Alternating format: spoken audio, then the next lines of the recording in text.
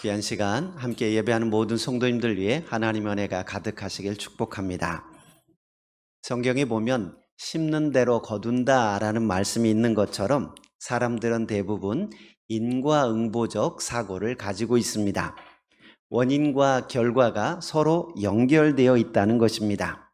한마디로 선한 일을 행하면 선한 결과가 따르고 악한 일에는 악한 결과가 따른다라는 생각입니다. 그래서 어려움을 만나거나 힘든 일을 경험하게 되면 내가 뭐 잘못했나? 라는 생각을 먼저 하게 됩니다. 마찬가지로 다른 사람을 보면서도 똑같은 생각을 합니다. 어떤 사람이 어려움을 당하면 저 사람은 뭔가 큰 죄를 지어서 잘못했기 때문에 시련을 당하는 거야 라고 생각한다는 겁니다. 이런 생각은 우리뿐만 아니라 성경에 나오는 사람들도 비슷한 생각을 합니다. 욥은 동방에서 훌륭한 사람이었습니다. 많은 재산을 가지고 있었고 종들도 많았습니다. 아들이 10명이나 될 정도로 다복한 삶을 살고 있었습니다. 그런데 하루아침에 그가 가진 모든 것을 잃어버리게 됩니다. 스바 사람들이 칼로 종들을 죽이고 소와 나귀를 빼앗아가 버렸습니다. 하늘에서 불이 떨어져서 양과 종들을 살라버렸습니다. 또한 갈대아 사람들이 갑자기 달려들어 종들을 죽이고 낙타를 빼앗아갔습니다. 지금 말로 하면 사업이 쫄딱 망한 겁니다. 사기당하고 부도가 나고 자연재해가 일어나고 있던 재산을 모두 잃어버렸습니다. 거기에다 더 비참한 것은 아들들이 큰아들 집에서 모여서 음식을 먹고 있는데 갑자기 집이 무너지는 바람에 하루아침에 10명의 아들을 모두 잃게 됩니다. 한 명만 자녀를 잃어도 얼마나 가슴이 미어집니까? 그런데 10명의 아들을 하루아침에 모두 잃게 되었습니다. 그 마음이 얼마나 낙심이 될지는 상상이 됩니다. 그래도 건강하고 아프지 않으면 다시 일어날 힘을 얻습니다. 그런데 이번에는 질병이 찾아옵니다. 온몸에 머리끝부터 발끝까지 종기가 났습니다. 피부질환으로 잠을 잘 수가 없습니다. 잠시도 가만히 있지 못하겠습니다. 질그릇 조각으로 긁어도 가려움이 사라지지 않습니다. 차마 눈 뜨고 볼 수 없는 상태입니다. 오죽하면 부인도 차라리 죽는 게 낫겠다라고 말할 정도로 비참한 상황에 처하였습니다. 욥의 친구들이 이 소식을 듣고 찾아옵니다. 엘리바스, 빌닷, 소발이라고 하는 친구가 찾아와서 욥의 고통스러운 상황을 봅니다. 너무 고통스러운 상황을 보니까 말을 할 수가 없는 거예요. 일주일을 그저 아무 말도 못하고 함께 있어 주기만 합니다. 그러다가 내가 차라리 나지 않았으면 좋았을 텐데 라고 하는 욥의 말을 듣고 엘리바스가 말을 꺼냅니다. 엘리바스의 말의 요지는 그렇습니다. 욥, 네가 죄를 지었기 때문에 고난을 받는 거다. 그러므로 하나님께 간구하고 회개해야 한다라고 충고합니다. 고난은 죄의 결과이기 때문에 회개하라는 거예요. 여기에 대해서 욥은 나는 억울하다. 나는 이런 고통을 받을 만큼 죄를 짓지 않았다. 하나님이 이유 없이 나를 치신 거다라고 이야기합니다. 그러자 옆에 있던 빌닷이 나서서 이야기합니다. 무슨 소리냐? 하나님은 공의로우신 분이다. 네 자녀들이 네가 알지 못하는 사이에 죄를 지었으니까 벌을 받은 것 아니겠느냐? 너도 회개하면 복을 받을 거다라고 이야기합니다. 여기에 대해서 욥은 말합니다. 하나님은 너무 크시고 인간은 그분 앞에 서면 항변할 수 없을 만큼 초라한 존재다. 그러나 나는 죄가 없다. 왜 나를 치시는지 모르겠다. 하나님의 공의가 이해가 되지 않는다라고 말합니다. 그러자 이번에는 소발이라는 친구가 나서서 이야기합니다. 욥, 네가 죄가 없다는 말은 교만한 행동이다. 내 죄는 내가 생각하는 것보다 크다. 진정으로 회개하면 하나님이 회복시킬 것이다 라고 이야기합니다. 거기에 대해서 욥은 사람의 판단은 틀리다. 하나님만이 진리의 심판자가 되신다. 나는 하나님께 직접 호소하겠다 라고 이야기합니다. 이렇게 한 바퀴씩 쭉 돌아가는 1차 변론이 끝납니다. 그리고 15장부터는 2차 변론이 시작됩니다. 친구들의 주장은 여전히 비슷합니다. 엘리바스는 이야기합니다. 악인은 반드시 고통을 받는다. 내가 고통받는 것은 네가 악하기 때문이다 라고 이야기합니다. 그러나 욥은 여전히 이야기합니다. 하나님이 나의 변호자시다. 나는 사람의 판단보다 하나님의 공의를 기다린다 라고 이야기합니다. 그러자 18장에서 빌닷이 이야기합니다. 악인은 반드시 망한다. 너의 모습이 그 증거다. 욥의 비참한 처지가 바로 네가 악하다는 증거다 라고 이야기합니다. 여기에 대해서 욥의 대답이 오늘 본문 19장에 나옵니다. 욥의 친구들이 욥을 위로한다고 하는 말이 하나도 위로가 안 됩니다. 너가 죄를 지어서 이런 고난이 온 거다. 내가 알지 못하는 죄가 있기 때문이니까 빨리 회개해라. 빨리 하나님께 엎드려라. 내가 고난받는 것 자체가 내가 죄가 있다는 증거다 라고 이야기합니다. 여러분이 고난당하고 아프고 힘든데 친구들이 찾아와서 위로해 준다고 교회에서 신방 와가지고 하는 말이 당신 죄 졌으니까 어려움 온 거야. 빨리 회개해. 교회에서는 거룩한 척 했지만 알게 모르게 너 죄인 죄가 많은 거야. 빨리 회개해. 라고 해보십시오. 여러분에게 위로가 됩니까? 교회 가지 말아야지 원. 내가 아파도 아프다는 소리를 말아야 돼. 괜히 말했다가 더 마음까지 상하는 일이 생겨 라고 생각될 겁니다. 욥은 가졌던 재산 다 잃어버렸고요. 자식도 잃어버렸고요. 가정도 깨어져 버렸습니다. 건강도 잃었습니다. 그런데다가 친구들도 고통스러운 말로 정죄합니다. 아무리 생각해도 이렇게까지 큰 벌을 받을 정도로 죄를 짓지 않은 것 같습니다. 만약 이 고난이 죄 때문에 왔다면 친구들이나 다른 사람도 똑같은 고난을 당해야 할 텐데 그들은 멀쩡하고 나만 고난을 당하고 있으니까 아무래도 이해가 안 됩니다. 여러분, 고통스러운 상황보다도 더 힘든 것은 주변 사람들의 수군거림입니다. 이유 없이 비난하고 정죄하는 것 때문에 마음이 더 무겁습니다. 여러분, 우리도 살아오면서 이런 경험이 있지 않습니까? 아무리 생각해도 이해되지 않는 상황을 경험할 때가 있습니다. 세상 참 불공평하다. 내가 이렇게 착하게 살았는데 왜 이렇게 억울한 일을 당할까? 열심히 노력했는데 왜 인정받지 못할까? 정직하게 살았는데도 오히려 손해를 보고 친한 사람들에게도 오해를 받을 때가 있습니다. 여러분, 그럴 때 우리는 하나님을 원망하기 쉽습니다. 기도에도 응답이 없고 억울한 상황은 계속되고 오히려 나를 비난하는 사람들의 목소리가 커지는 현실 속에서 하나님 정말 살아계신 겁니까? 하나님의 공의가 어디 있습니까? 이런 질문을 던지게 됩니다. 오늘 본문 속 욥이 바로 그런 상황에 처해 있습니다. 그는 세상에서 가장 억울하고 힘든 일을 겪고 있습니다. 그런데 욥은 이러한 절망 속에서도 놀라운 고백을 합니다. 29절에 보시면 너희가 심판장이 있는 줄을 알게 되리라 라고 이야기합니다. 너희가 심판장이 있는 줄을 알게 될 거다. 욥이 고난을 이길 수 있었던 핵심적인 믿음입니다. 이 시간 욥이 가졌던 믿음을 좀 더 자세히 살펴보면서 우리에게 다가오는 고난의 상황 속에서도 믿음으로 이겨나갈 수 있는 은혜가 있기를 축복합니다. 가장 먼저 욥은 하나님께서 이 모든 상황을 기억하고 계신다는 믿음이 있었습니다.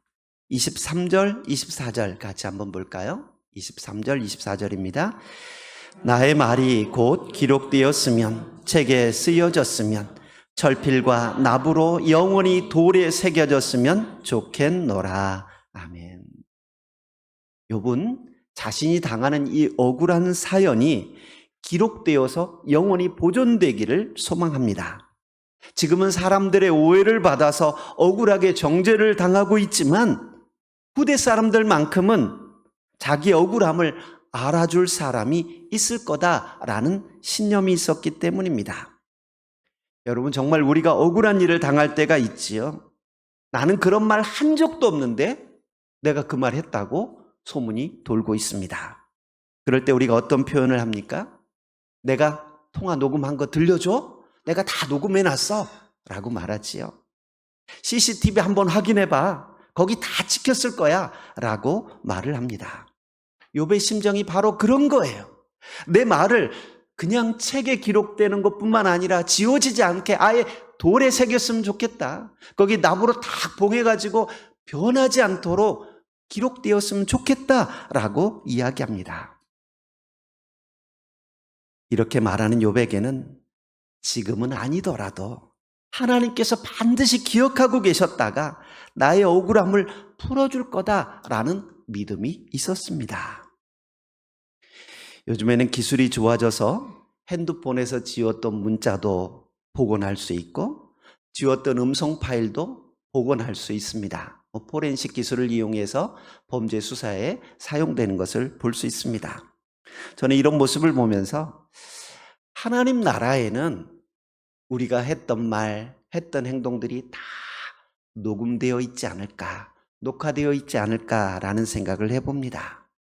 사람들을 잊어버릴 수 있습니다. 기억하지 못했을 수도 있습니다. 내가 언제 그런 말 했어? 자기가 해놓고도 잊어버리기도 합니다. 그러나 하나님은 다 기억하고 계시다라는 겁니다. 예레미야 17장 1절에 보면 유다의 죄는 금강석 철필로 기록되되 그들의 만팜과 그들의 제단뿔에 새겨졌다라는 표현이 나옵니다. 철필로 아주 지워지지 않게 기록한다는 거예요. 여러분, 하나님께서는 우리의 말과 행동, 모든 것을 기억하고 계십니다. 욥은 이런 믿음이 있었기 때문에 지금은 당장 억울하지만 그 억울함을 견딜 수 있었습니다. 지금 당장은 고통스럽지만 그 고통을 견딜 수 있었던 것입니다. 사랑하는 성도 여러분, 하나님께서는 우리의 모든 것을 감찰하시고 우리의 모든 것을 기록하고 계신 분임을 기억하십시오. 우리가 이 사실을 기억한다면 선을 행하다가 낙심하지 않게 됩니다. 교회 일 하다가 시험 들었다는 사람들 대부분이 하나님이 기억하신다는 사실을 잊어버리기 때문에 시험에 듭니다. 사람들이 알아주지 않으니까, 사람들이 인정해주지 않으니까 서운한 거예요.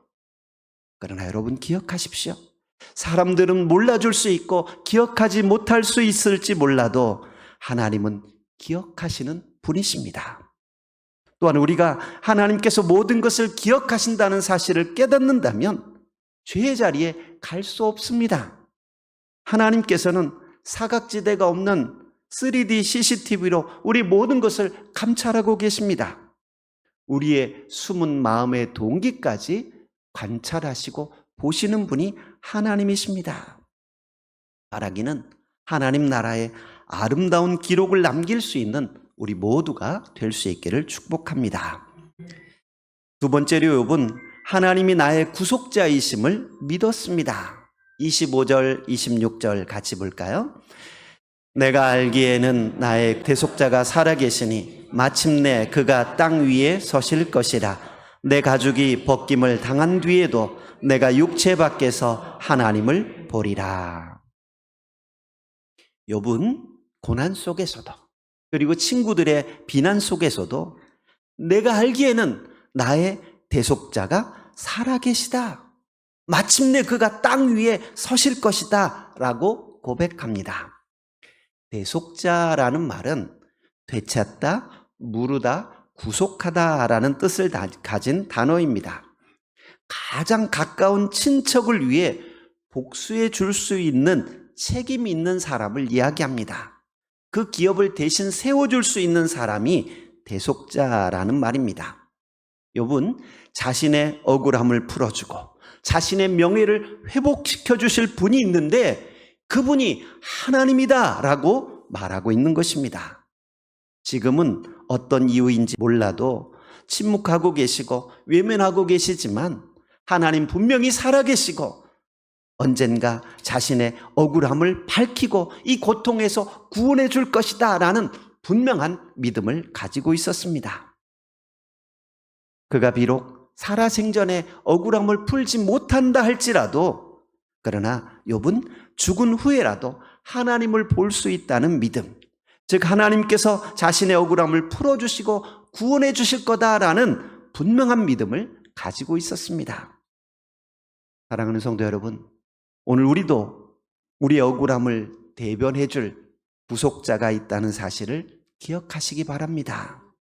누굽니까? 바로 예수 그리스도이십니다. 우리가 예수님을 나의 구주로 영접할 때 예수님은 나의 대속자가 되어주십니다. 주님은 우리의 모든 죄를 대신 담당해 주셨습니다. 뿐만 아니라 우리를 정죄하는 사탄에 맞서서 우리의 믿음을 변호해 주시고 구원해 주시는 분이 예수님입니다. 우리도 욥이 가졌던 믿음처럼 예수님이 나의 대속자 되심을 분명하게 믿고 힘든 상황 속에서도 잘 견뎌나갈 수 있기를 주의 이름으로 축복합니다. 세 번째로 욥은 하나님이 심판장 되심을 믿었습니다. 29절 같이 한번 볼까요? 너희는 칼을 두려워할지니라 분노는 칼의 형벌을 부르나니 너희가 심판장이 있는 줄을 알게 되리라. 아멘. 욥은 자신을 비난하는 친구들의 정죄 속에서도 이 모든 상황을 정확하게 판단하고 심판하실 심판장이 있다라고 확신합니다. 28절 보시면 친구들은 어떻게 해야 욥이 수긍할까? 어떻게 말해야 욥이 인정하고 우리의 자신의 죄를 고백하고 회개할까? 이런 고민들을 했던 것 같습니다. 어떻게 말을 해야 욥이 반박하지 못하게 할까? 욥을 칠 궁리만 하고 있습니다. 그리고 이 모든 고난의 원인이 욥 자신에게 있음을 어떻게 말해주지? 라고 고민했습니다. 그러나 욥은 말합니다. 내가 죄 때문에 고난을 당하는 것이라면 너희도 조심해라. 너희에게도 분노의 칼이 임할 것이다. 너희가 심판장이 있는 줄을 알게 될 거다 라고 말합니다. 여러분, 설교 서두에 말씀드린 것처럼 사람들은 어떤 일의 결과를 보고 원인을 유추합니다. 그리고 함부로 판단하고 정죄하게 됩니다. 내가 심판장의 자리에 앉을 때가 많다는 겁니다. 신호를 무시하고 그냥 지나가는 차를 보면 화가 나고 쫓아가서 욕을 하는 사람이 있습니다. 똑바로 신호 지켜! 라고 소리라도 질러줘야 속이 후련한 사람이 있어요. 그런데 여러분, 신호 잘 지키지 않는 사람에게 뭐라고 할 수 있다면 본인은 어때야 돼요? 잘 지켜야 돼요? 안 지켜야 돼요? 본인도 잘 지켜야지요. 본인은 급할 때 그냥 가면서 다른 사람은 그냥 가는 거 보고 욕한다. 우스운 얘기지요. 가끔 운전하다 보면 우측으로 빠져야 될 때 그쪽으로 차가 몰려서 우측으로 빠지는 차선이 길게 늘어서 있을 때가 있습니다. 그 차선만 막히는 거지요. 길을 미리 알고 있으면 그래도 뒤에 자리에 서서 쭉 기다리면서 빠지는데 초행길에 내비 따라가다 보면 여기서 우회전하고 보니까 그쪽 차선에 차들이 쫙 줄 서 있는 거야. 우회전을 해야 되는데 어떻게 해요? 창문을 내리고 미안하다고 손짓을 하고 간신히 껴들어서 갈 때가 있습니다. 여러분, 이렇게 어렵사리 차선을 바꾸고 양보를 받아서 가본 사람은 누군가 다급하게 끼어드는 차를 보면서 빵빵거리지 않을 겁니다. 욕하지 않을 거예요. 왜요? 나도 그런 적이 있으니까.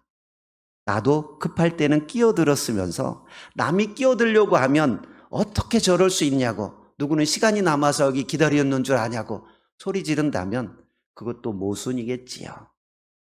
사람들은 결과를 보고 정죄하고 윤리적인 접근을 할 때가 많습니다. 그러나 욥은 고난의 상황 속에서도 윤리적 문제로 접근하지 않고 영적인 문제로 접근하고 있습니다. 이 모든 상황은 이해가 되지 않지만 하나님께서 심판장으로 계시고 그 하나님이 선악간에 심판할 거라는 분명한 믿음이 있었습니다. 사랑하는 성도 여러분, 우리가 살아가다 보면 억울하게 당하는 불이익과 억울한 누명에 대해 복수하고 싶은 마음이 들 때가 있을 겁니다. 그러나 하나님은 말씀합니다. 로마서 12장 19절에서 이렇게 말씀합니다. 내 사랑하는 자들아, 너희가 친히 원수를 갚지 말고 하나님의 진노하심에 맡기라. 기록되었으되 원수 갚는 게 누구에게 있다고요? 누구에게 있다고요? 내게 있으니. 원수 갚는 게 하나님께 있다는 거예요. 하나님이 갚아주신다고 말씀합니다. 여러분, 우리가 스스로 원수를 갚으려고 하지 마십시오. 내가 심판장이 아닙니다. 내가 나서는 것은 하나님의 주권을 침해하는 것입니다. 심판장 되시는 하나님께서 원수를 갚아 주실 것입니다. 우리는 하나님께서 심판장 되심을 믿고 기다리는 거예요. 내가 나서서 선하다, 악하다 판단하는 것은 내가 하나님처럼 되려고 선악과를 따먹는 행위와 똑같습니다. 하나님께서 온 세상의 심판장 되심을 기억하시기 바랍니다. 말씀을 마칩니다. 오늘 우리는 고난 속에 있던 욥이 믿음을 지킬 수 있었던 믿음의 근거를 살펴보았습니다. 욥은 하나님께서 모든 것을 기억하시는 분임을 믿었습니다. 또한 욥은 하나님께서 자신의 대속자이심을 믿었습니다. 그리고 하나님께서 우리 인생의 심판장 되심을 믿고 있었습니다. 이런 믿음이 있었기에 모든 고난 속에서도 하나님을 바라볼 수 있었습니다. 사랑하는 성도 여러분, 고난과 어려움 속에서도 우리에게 심판장이 계시다는 믿음을 가지시기 바랍니다. 억울할 때 복수하려는 마음보다 하나님이 갚아주신다는 믿음을 선택하십시오. 욥은 친구들과 싸우지 않았습니다. 대신 하나님께 자기의 결백을 맡겼습니다. 하나님은 나의 억울함을 아시고 때가 되면 바로 세워줄 거다. 하나님은 침묵하시는 것 같아도 반드시 말씀하실 때가 있다라는 믿음이 있었던 것입니다. 하나님의 침묵은 하나님의 부재가 아니라 시험의 기간입니다. 하나님은 침묵 속에서도 일하고 계십니다. 믿음이라는 것은 그분이 보이지 않아도 신뢰하는 것입니다. 내 살아생전에 나의 억울함이 풀리지 않는다 할지라도 죽음 이후에 부활의 소망을 가지십시오. 욥의 고백처럼 죽음은 끝이 아닙니다. 예수 그리스도 안에서 우리는 부활의 확신을 가집니다. 우리의 심판장은 동시에 우리의 구속자이십니다. 욥은 27절에서 그런 고백을 합니다. 내가 그를 보리니 내 눈으로 그를 보리라. 우리 인생이 끝나는 그날 억울함이 풀리고 하나님 앞에 직접 서게 될 날이 있을 것입니다. 이 믿음이 그를 절망의 구덩이에서 건져내었습니다. 사랑하는 성도 여러분, 욥이 가졌던 믿음을 우리도 가질 수 있기를 축복합니다. 세상은 여전히 불공평하고 억울한 일이 계속될 수 있습니다. 그러나 마지막에 서실 분이 계십니다. 그분이 우리의 구속자시요 심판장 되시는 하나님이십니다. 마지막 날 하나님께서 모든 것을 밝히시고 우리의 눈물을 닦아주시고 잘하였도다 착하고 충성된 종아 말씀하실 것입니다. 그날 그때까지 우리의 믿음을 흔들리지 않고 우리도 욥처럼 고백했으면 좋겠습니다. 나의 구속자가 살아계시니 마침내 그가 땅 위에 서실 것이라. 나에게는 의로운 심판장이 계시다. 이런 고백이 우리의 고백이 될 수 있기를 주의 이름으로 축복합니다. 은혜로우신 하나님, 욥이 수많은 고난과 힘든 환경 속에서도 믿음을 지킬 수 있었던 비결을 살펴보았습니다. 오늘 우리 삶에도 어려움이 오고 힘든 일들이 올 수 있지만 욥이 가졌던 믿음을 기억하며 분명하게 하나님이 살아계시고 우리를 구속하실 분이 계시고 우리 모든 삶을 기억하고 계시고 심판하실 분이라는 사실을 기억하며 오늘도 믿음으로 승리하는 귀한 성도들 되게 하여 주옵소서. 예수님 이름으로 기도하옵나이다. 아멘.